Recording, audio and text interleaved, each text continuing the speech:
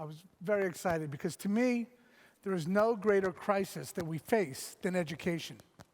Without solving this crisis, we can't solve all of the other issues that are being talked about at this great event.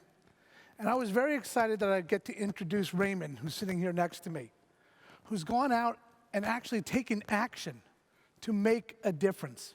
He identified a problem in his home country that is steeped in cultural tradition, where women are given marriage at a very young age, and it prevents them from ever continuing their education. Raymond created a program where these women are able to go out and have an education that gives them a value in the world. Education, to me, has to go beyond the academic classroom. And that's exactly what Raymond has created, a program that gives women the tools to go out there into the world and make something of themselves. So I'm very proud to introduce to you Raymond Mungujakissa.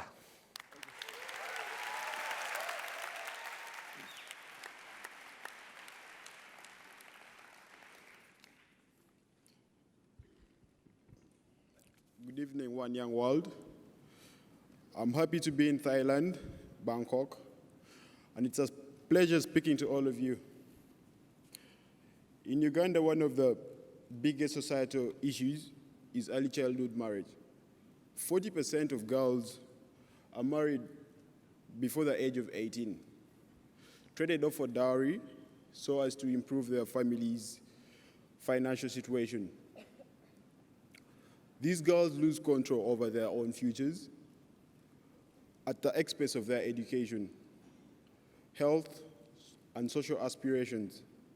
Adolescent girls are more likely to die from childbirth-related complications than older women and face greater risk of abuse and contracting HIV, which greatly diminishes the enrollment of girls in school and their empowerment in society. According to UNICEF, 47 out of 54 African countries, girls have less than a 50% chance of completing primary school. With women making up more than 50% of Africa's population,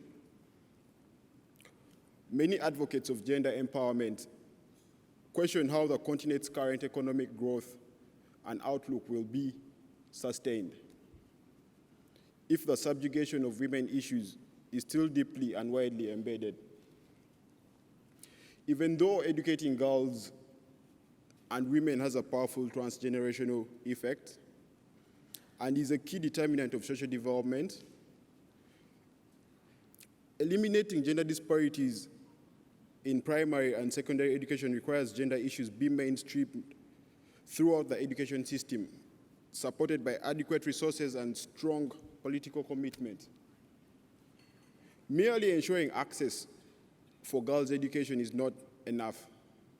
Unsafe environment for girls in school, like lack of enough toilets, lack of sanitary pads, unfavorable conditions keep them away from school. Often, this leads to lower rates of completion, increasing illiteracy among women. 2 out of 3 women around the world are illiterate, which is a crucial factor in promoting girls' education. Comprehensive efforts are needed at all levels and in all areas to eliminate gender discrimination and to promote mutual respect between girls and boys, women and men. In order to solve this situation, I started an initiative with a group of friends I work with. We called it the Education Reach Initiative, where we challenged ourselves to do something by reaching out to our employers. I shared the idea with a few colleagues and partnered with several organizations. One of them was Barclays in Uganda. The initiative trains girls in personal development, entrepreneurship, and ICT, and has reached more than 2,000 girls in more than 1 year. For each girl who is trained to become assertive and enterprising, an entire family benefits. Participants teach their families to create their own income, which then provides the funding needed to keep the girls in school, out of early marriage, and on the path to realizing their dreams. One of our main concerns is the change of mindset in society, where society still thinks women can't take up top positions in organizations and in government. To do this, we need to break this norm that society still has.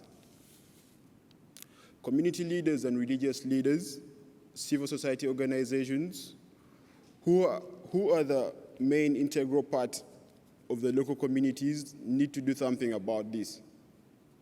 Women and girls need to be considered as agents of change to enable them to contribute to the economic, social, and political development within their community and have equal access to health and information, political development within their own societies. So these girls will be challenged to go back to their communities and reach out to other young girls. And if such an initiative could be done at a national level, more girls would be empowered to stay in school, and this will be able to bridge the gender gap by bringing in more empowered women in form of doctors, engineers, lawyers, bankers, and this will be able to bring about sustainable development. This is where I would call upon every woman and man in this room, when they go back to their communities, try empowering a young girl in your community, since they're the future of tomorrow. Thank you.